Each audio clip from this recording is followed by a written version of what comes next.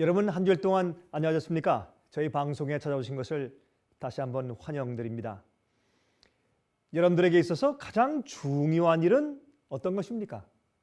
무슨 일이 여러분들에게 제일 중요하게 느껴지는 일인가요? 어떤 사건이 가장 중요한 사건입니까? 다른 말로 바꾸어 말해서 무엇이 여러분들에게 가장 큰 꿈입니까? 여러분들이 기대하는 일 중에서 무엇이 가장 중요한 일인가요? 여러분, 성경은 말입니다. 인류에게 있어서 최대 소망은 예수 그리스도의 재강림 사건이라고 말씀하고 있습니다. 창조주께서 이 지구를 다시 방문하시는 날을 말하는 것입니다. 드디어 이 세상에서 죄의 역사가 끝나는 날입니다. 죄의 결과인 죽음과 고통과 슬픔이 영원히 사라지는 날입니다. 이제는 용서받은 인간들이 영원히 살 수 있게 되는 날인 것입니다. 원래 인간은 영원히 죽지 않고 행복하게 살도록 창조되었지 않습니까? 이제 그 원래 하나님의 계획대로 돌아가는 날이 오는 것입니다. 그것이 예수 그리스도의 재강림의 날인 것입니다. 잃었던 에덴 동산이 회복되는 날입니다. 여러분은 그날을 가장 중요한 일로 삼고 살고 계십니까? 바로 이것이 여러분의 소망이며 여러분에게 가장 중요한 사건이 되고 있습니까? 그런데 예수님 당신 자신이 이 예수님의 재강림하실 때가 가까웠다는 징조 가운데 가장 큰 징조를 말씀해 주신 적이 있습니다. 먼저 예수님께서 예언해 주신 그 재림의 징조들에 대해서 먼저 잠깐 살펴보도록 하겠습니다. 마태복음 24장은 예수께서 재림하실 말세의 징조에 대해서 말씀하고 있죠. 그것이 마태복음 24장 1절과 2절에 있는 말씀인 것을 우리가 잘 알고 있습니다. 여러분, 마태복음 24장 1절과 2절에 다음과 같은 말씀이 기록되어 있습니다. 예수께서 성전에서 나와서 가실 때 제자들이 성전 건물을 가리켜 보이려고 나오니 대답하여 말씀하시되 너희가 이 모든 것을 보지 못하느냐? 내가 진실로 너희에게 이르노니 돌 하나도 돌 위에 남지 않고 다 무너뜨리우리다 그랬습니다. 돌 위에 돌 하나도 남지 않고 다 무너뜨릴 것이라고 말씀했습니다. 감람산에서 예수님과 12 제자가 내려다본 그 예루살렘 성전의 모습은 참으로 아름다운 것이었습니다. 성전 앞에 내 기둥이 올라가는데 상아로 만들었습니다. 하얀 기둥이 올라가는데 그 기둥에 말이죠, 포도나무가 칭칭 감고 올라가는 아름다운 거기 조각이 새겨져 있습니다. 여러분, 그 예루살렘 성전의 지붕 위에는 그 돔은 금 색깔로 빛이 나고 있었습니다. 그때 예수님께서 그 아름다운 성전을 보시면서 아주 충격적인 예언을 말씀하셨습니다. 이 성전의 돌 위에 돌 하나도 첨 놓이지 아니하고 다 무너뜨려 올 것이라고 말씀했습니다. 갑자기 12제자들은 꿈에서 깨어난 듯 놀랐습니다. 충격을 받았습니다. 예수님, 그게 무슨 뜻입니까? 이게 하나님께서 거하시는 우리 성전 아닙니까? 여러분, 예수께서 말씀하신 바로 그 예언은 AD 70년도의 문자 그대로 성취가 되었단 말입니다. 여러분, 로마 군대가 예루살렘 성을 포위한 다음에 참 참혹하게 멸망시켰죠. 그런데 이 예수님께서 예언하신 것처럼 말이죠, 그 로마 군대가 와서 잠깐 포위했다가 또 갑자기 아무런 이유도 없이 포위를 풀고 퇴각하고 말았습니다. 그때 예수님의 이 예언을 기억한 그리스도인들은 다 산으로 피신해 도망갔습니다.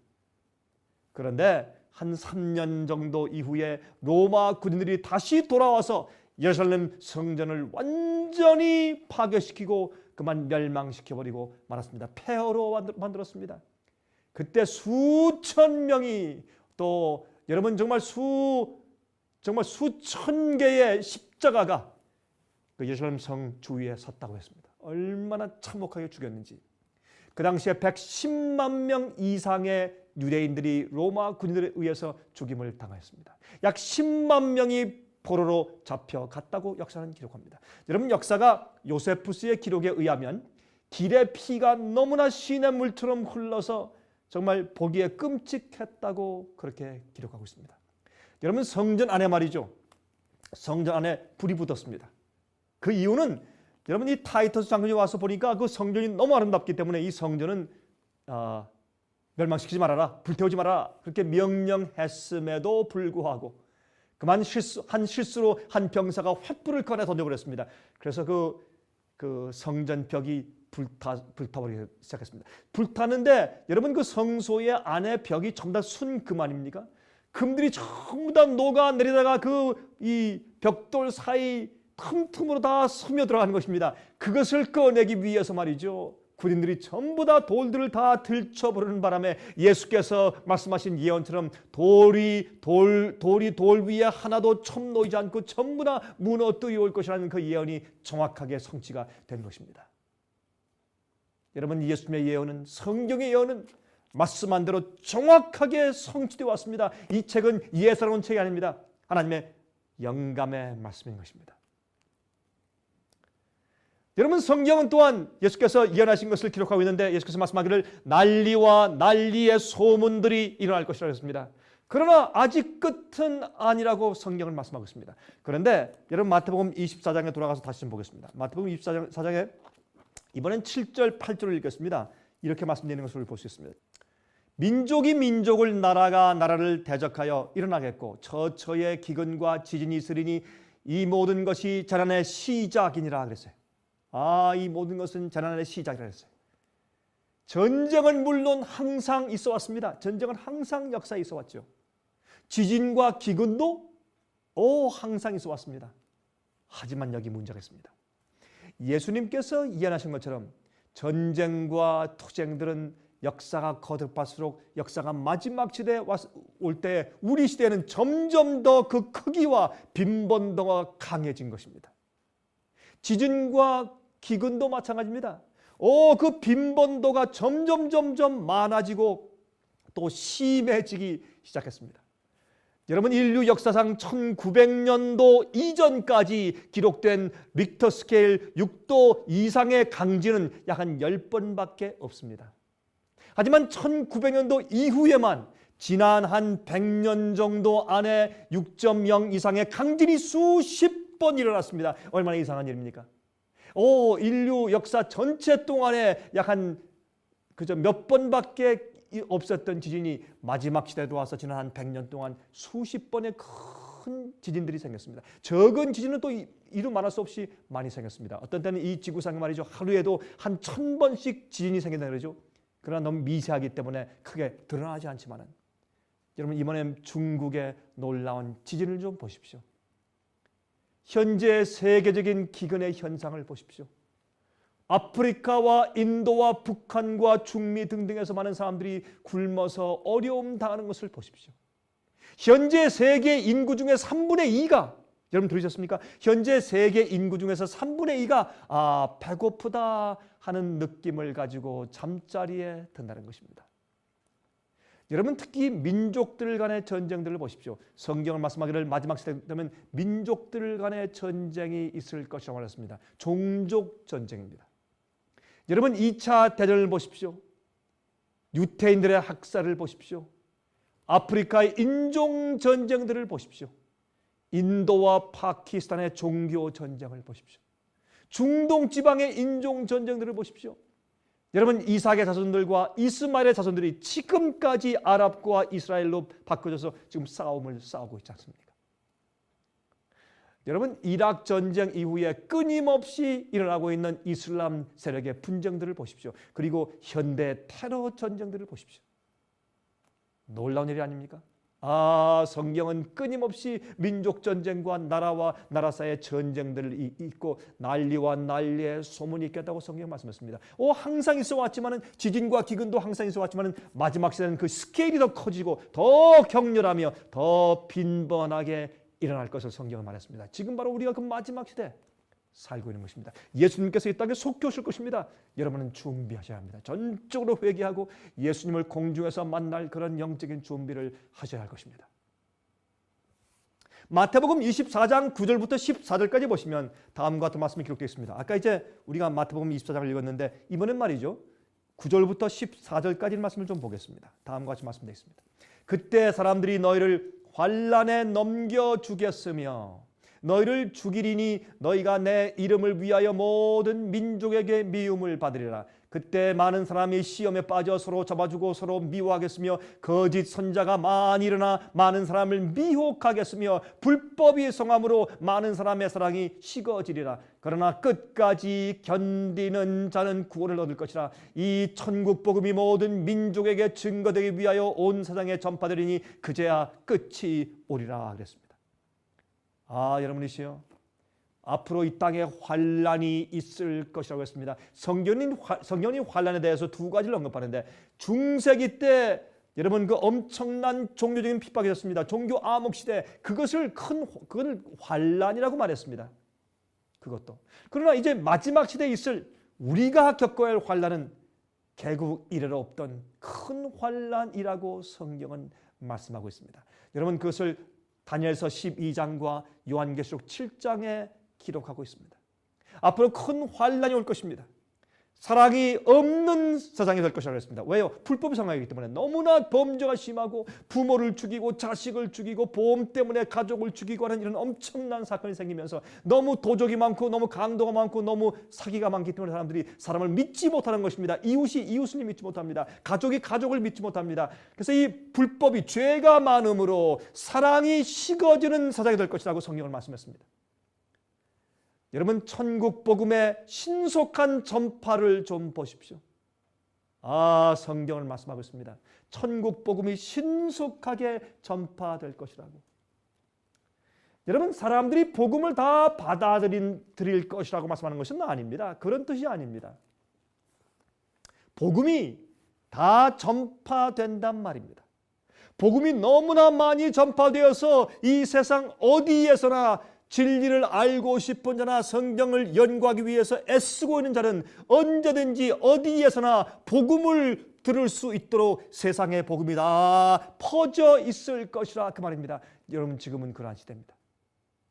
여러분 가는 곳마다 성경의 홍수 시대입니다. 어느 나라 가서든지 성경을 구할 수 있습니다. 라디오나 텔레비전의 발명으로 인해서 놀라운 복음 전파가 진행되고 있습니다. 물론 라디오와 여러분 텔레비전을 통해서 마귀가 사탄이 크게 사용하고 있습니다. 그러나 하나님께서 복음을 전파하기 위해서 크게 사용하시는 것을 우리가 볼 수 있지 않습니까?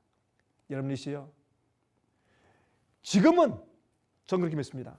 이제는 지금은 말이죠. 이 천국 복음이, 이 성경의 복음이, 참된 구원하는 복음이 이 세상에 전부 다 전파되어 있습니다. 정말 그 사람들이 어디에 살든지 어느 지역에 든지 간절히 진리를 찾고 영생을 갈구하기만 하면, 진정한 마음으로 기도하면 돌아보면서 찾아서 집어들 수 있을 정도로 복음이 다 전파되어 있습니다. 미국처럼 그렇게 다 전파되어 있지 않을지라도 정말 거기에 간절히 바라는 사람만 있으면 그 지역에서도 복음을 찾아서 발견할 수 있도록 그렇게 많이 전파되어 있습니다. 이러한 시점에 예수님께서 경고하셨습니다. 마태복음 24장 24절부터 27절 읽겠습니다. 마태복음 24장 24절부터 27절입니다. 거짓 그리스도들과 거짓 선지자들이 일어나 큰 표적과 기적을 보이어 할 수만 있으면 택하신 자들도 미혹해 하리라. 보라, 내가 너에게 미리 말하였노라. 그러면 사람들이 너에게 말하되 보라, 그리스도가 광야에 있다 하여도 나가지 말고 보라, 골방에 있다 하여도 믿지 말라. 번개가 동편에서 나서 번쩍임같이 인자의 임함도 그러하리라. 여러분 요즘 말이죠. 예수께서 나타났다. 지금 여기 임자셨다 가셨다. 뭐 그런 가르침과 그런 말들을 많이 합니다. 여러분이시여, 그러나 예수께서 여기 있다 저기 있다고 해도, 뭐 골방에 있다 광야에 있다 해도 나가서 보지 말라고 말씀했습니다. 왜? 예수께서 오실 때 모든 각인의 눈이 다 볼 수 있게 이 번개가 동쪽에서 서편까지 번쩍임같이 다 누구나 다 볼 수 있게 올 것이다, 그렇게 말씀했습니다. 또한 요한계시록 1장 7절에 말씀했습니다. 보라, 구름을 타고 오시리라. 각인의 눈이 그를 보겠고, 누구나 각 사람의 눈이 다 예수님을 볼 수 있도록 그렇게 임할 것입니다. 예수님께서 비밀리에 오시는 것이 아닙니다. 예수님께서 감람산 위에서 부활하시고 승천에 올라가실 때 예수께서 천사들을 통해서 말씀하셨죠. 너희가 본 그대로 다시 오실 것이라. 예수님이 오시는 방법을 말씀했습니다. 예수께서 눈에 보이도록 누구나 다 볼 수 있게 예수께서 직접 육신을 가지신, 형체를 가지신 분으로 이 땅에 오시는 것입니다. 몰래 어디 잠시 나타나는 것이 아닌 것입니다. 예수님이 오시는 방법에 대해서 성경은 아주 분명하게 설명되어 있기 때문에 우리가 오해하지 말아야 할 것입니다. 또 중요한 한 가지 예언이 있습니다. 이 사실은 많은 그리스도인들이 마치 미처 생각하지 않고 지나치는 부분입니다.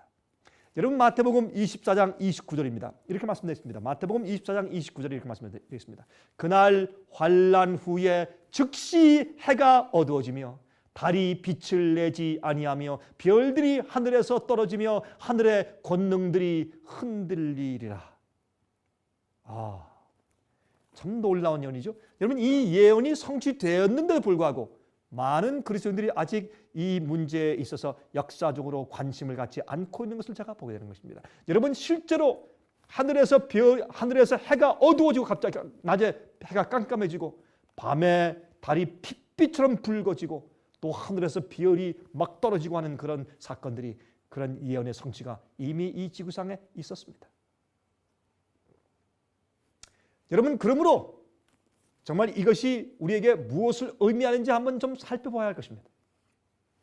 약 한 1200년 이상의 중세기의 환난 이후에 많은 그리스도인들이 진리를 전하다가 교회의 전통이나 사람들의 권위를 따르지 않고 성경대로 믿고 산다는 이유로 약 한 5천만 명 내지 1억 명이나 순교당해 죽었습니다. 그것이 중세기의 핍박 아닙니까? 그 중세기의 종교 핍박 시대가 끝나고 청교도가 유럽에서 미국으로 피난 와서 살게 되었습니다. 그때 이 미국의 동북부에 그때 주로 이제 피난 와서 그 핍박을 피해서 온 그리스도인들이 주로 모여 살고 있는 미국의 동북부 주들의 그 환난 이후에, 중세기 핍박과 환난 이후에 해와 달과 별의 징조가 이루어졌습니다. 예수께서 말씀하신 그 징조가 이미 이루어졌습니다. 그때부터 이제 곧 예수께서 오시는 말세가 되었구나 하는 것을 사람들이 알게 되었습니다. 여러분, 1780년도 5월 19일이었습니다. 1780년도 5월 19일에 아침 한 10시부터 갑자기 어둠이 들이기 시작했습니다. 대낮인데 햇빛이 떠올라서 환한 대낮인데 갑자기 하늘이 어두워지기 시작했습니다. 바로 한치도 내다볼 수 없는 그런 칠흑 같은 암흑이 덮였습니다. 새들은 다 둥으리로 돌아가고 소들도 닭들도 집으로 돌아갔습니다. 그때 커넥티켓에서 회의하고 있던 미국의 국회의원들도 가슴을 치면서 촛불을 켜고서 집으로 돌아가면서 하나님의 심판의 날이 왔다라고 두려워하면서 돌아갔다고 역사는 기록하고 있습니다. 여러분, 참 흥미있는 그런 기사 아닙니까? 그날 밤에 달이 떠올랐습니다. 그 같은 날 밤에 달이 떠올랐는데 핏빛처럼 붉은 그런 달이 떠올랐습니다. 사람들은 깜짝 놀랐습니다. 정말 성경 예언이 이렇게 전파되고 있구나. 그리스도인들이 주로 모여 살고 있던 그 미국의 동북부 주에 예수님께서 그 징조를 보여주심으로 사람들이 성경 예언에 관심을 가지고 다시 성경을 펼 수 있게 만들어주신 것입니다. 그런데 1833년도입니다. 1833년도 11월 13일 날 미 동북부주에 또 이상한 일이 생겼습니다. 밤에 자정을 지나서부터 새벽까지 이 유성우 별들이 떨어졌는데 지금까지 그런 일이 없었습니다. 한 시간에 약 한 20만 개씩 정도의 유성들이 떨어졌습니다. 수십만 개가 떨어졌습니다.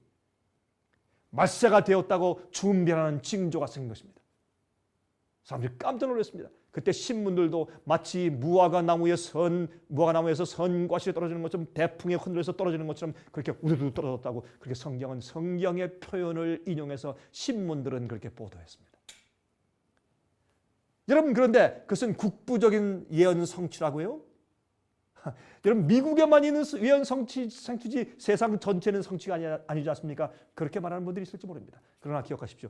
여러분, 성경 예언 가운데 가장 중요한 예언이 무엇입니까? 예수님의 초림과 십자가 예언 아닙니까? 근데 예수님의 초림과 십자가에 돌아가시는 그 예언의 성취는 얼마나 특부적인 것이었습니까? 유대 땅과 예루살렘에서만 볼 수 있는 일이었지 않습니까? 마찬가지로 주님께서 그 당시에 미국 동북부에 말이죠. 예? 뉴 잉글랜드 주들이라고 하는 그 5개 주에서 볼 수 있는 그런 징조를 보여주신 것은 그곳에 성경을 사랑하는 그리스도인들이 주로 모여 살고 있었기 때문이었습니다. 여러분 누가복음 21장 25절부터 27절을 읽습니다. 이제는 누가복음 21장입니다. 21장 25절부터 27절 제가 읽겠습니다. 1월 성신에는 징조가 있겠고, 지금 우리가 공부했죠? 해와 달과 별의 징조가 있겠고 말세. 지금 땅에서는 말이죠. 하늘에는 그런 징조가 있었죠. 땅에서는 민족들이 바다와 파도의 우는 소리를 인하여 혼란한 중에 곤고하리라. 사람들이 세상에 임할 일을 생각하고 무서워함으로 기절하리니 이는 하늘의 권능들이 흔들리겠습니다. 그때 사람들이 인자가 구름을 타고 능력과 큰 영광으로 오는 것을 보리라 그랬습니다. 여러분 이 땅에선 말이죠. 이미 하늘에서 해, 달, 별의 징조가 있었죠. 이제 땅에서 징조는 무엇입니까? 마지막 시대, 바로 우리가 살고 있는 이 시대에 주님께서 오시기 바로 직전에 주신 징조는 뭐라고요? 땅에서 바다의 파도에 우는 것을 보고 사람들이 두려워서 기절할 것이라. 여러분 바다의 파도에 우는 소리, 여러분 생각해 보십시오. 이 말세에 들어와서 어떤 징조가 생겼습니까? 아시안 쓰나미, 수십만 명을 죽음으로 인도하고 많은 그 섬들과 도시를 쓸어버리고 어떤 섬들은 움직이게 만드는 엄청난 아시안 쓰나미, 미국의 뉴올린즈를 강타했던 카트리나, 또 리타, 미얀마의 놀라운 태풍, 바다의 파도가 치는 것을 보면 사람들이 이제 두려워서 기절할 정도로 그렇게 두려운 세상이 되었습니다. 과거에 이런 일이 없었습니다. 말세가 되니까 바다의 파도에 우는 소리 때문에 사람들이 두려워할 것이라고 말씀했습니다. 그 다음에 예수께서 오신다고요. 하지만 이 세상 사람들의 태도는 노아의 때와 같을 것이라고 말씀했습니다. 마태복음 24장 38절 39절 읽겠습니다. 마태복음 24장 38절 39절에 다음과 같이 말씀되어 있습니다. 홍수 전에 노아가 방주에 들어가는 날까지 사람들이 먹고 마시고 장가들고 시집가고 있으면서 홍수가 나서 저희를 다 멸하기까지 깨닫지 못하였으니 인자의 임함도 그러하리라. 여러분 이러한 현상에 계시지 않길 바랍니다. 여러분 세상 사는 일에 정신이 팔려있는 현상입니다. 다 필요한 일들입니다. 직장도 필요하고 비즈니스도 필요하고 또 돈 버는 거, 가스 넣는 거 필요하죠. 하지만 사는 목적이 예수께서 다시 오시는 재림에 집중되어 있지 않단 말입니다. 이 세상에 사는 일에 집중되어 있습니다. 그런데 이 모든 재림의 징조보다 더 심각한 마지막 시대에 예수 그리스도의 재강림의 징조가 있습니다. 그 최대 징조가 있는데 그것은 교회 안에 있는 징조입니다. 교인들이 가지는 태도에 대한 징조입니다. 여러분들이 기억하십시오. 노아 홍수 때 어떻게 했습니까? 사람들이 앞으로는 심판에 대해서 관심 있는 것보다 세상에서 더 좋은 집 짓고 더 잘 사는데 온 정신을 다 기울였습니다. 술 먹고 마시고 시집가고 장가가고 사고 팔고, 그런데 정신이 팔렸습니다. 그것은 필요한 것들이지만 그것을 목적으로 하고 살고 있는 사람들입니다. 그래서 그들이 타락하는 것입니다. 여러분 마태복음 24장 44절부터 51절까지 보시면 다음과 같이 말씀되어 있습니다. 이러므로 너희도 예비하고 있으라. 생각지 않은 때 인자가 오리라. 충성되고 지혜 있는 종이 되어 주인에게 그 집사람들을 맡아 때를 따라 양식을 나눠줄 자가 누구뇨? 주인이 올 때 그 종이 이렇게 하는 것을 보면 그 종이 복이 있으리로다. 내가 진실로 너희에게 이르노니 주인이 그 모든 소유를 저에게 맡기리라. 만일 그 악한 종이 마음에 생각하기를 주인이 더디 오리라 하여 동무들을 때리며 술 친구들로 더불어 먹고 마시게 되면 생각지 않은 날 알지 못하는 시간에 그 종의 주인이 이르러 엄히 때리고 외식하는 자의 받는 율에 처하리니 거기서 슬피 울며 이를 갈미 있으리라 그랬습니다. 무슨 말입니까? 예수님의 재림의 징조 중에서 가장 마지막 징조입니다. 가장 최대 징조는 교회 안에 있는 그리스도인들이 예수님의 재강림을 그렇게 사모하며 기다려야 할 그 그리스도인들이 말이죠. 예수께서 더디 오신다고 예수님의 재림을 기다리지 않는 데 있다는 것입니다.